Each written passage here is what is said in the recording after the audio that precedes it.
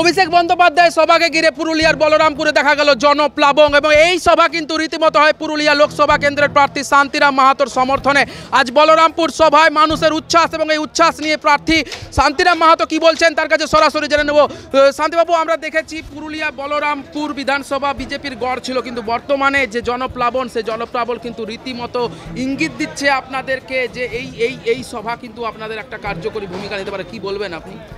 দেখুন, 10 বছর ধরে কেন্দ্রে বিজেপি সরকার ক্ষমতায় আছে এবং 5 বছর ধরে ওদের এখান থেকে বিজেপির প্রতিনিধি লোকসভাতে নির্বাচিত হয়ে গেছেন, কিন্তু মানুষ দেখেছে যে বিজেপির প্রতিনিধিকে ভোট দিয়ে আমরা ভুল করেছি, সেটা তারা আজকে উপলব্ধি করেছে। সে উপলব্ধিরই প্রতিফলন ঘটেছে আজকে, সে উপলব্ধির প্রতিফলন ঘটেছে আজকে এই বলরামপুর থেকে হাজার হাজার মানুষ এখানে এই সভাতে এসে উপস্থিত হয়েছে এবং একটা জনপ্লাবনের চেহারা নিয়েছে।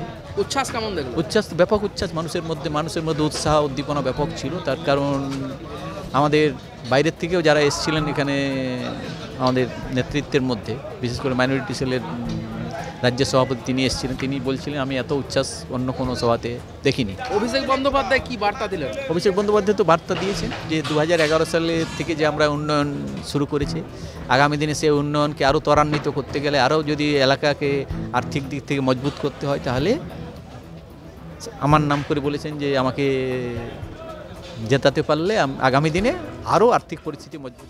আমরা শুনলাম এতক্ষণ শান্তিরাম মাহাতোর বক্তব্য এবং তার বক্তব্যে তিনি পরিষ্কার জানাচ্ছেন যে মানুষ কিন্তু রীতিমতো এই অভিষেক বন্দ্যোপাধ্যায়ের সভার মধ্যে উচ্ছ্বাস দেখিয়েছেন। তার পাশাপাশি কিন্তু তৃণমূল কর্মী সমর্থকদের মধ্যে অক্সিজেন হিসেবে কাজ করছে এই সভা এবং একেবারে ভোটের দোরগোড়ায় এসে বলরামপুর বিধানসভা পুনরায় ফিরিয়ে আনার চেষ্টা করছে তৃণমূল। কিন্তু আগামী দিনে কি হবে সেটা লোকসভা নির্বাচনের ফলাফলে জানা যাবে। পুরুলিয়া থেকে অমর্ত্যর সাথে দুর্বাদল চন্দ্র, বেঙ্গল ভয়েস 24x7।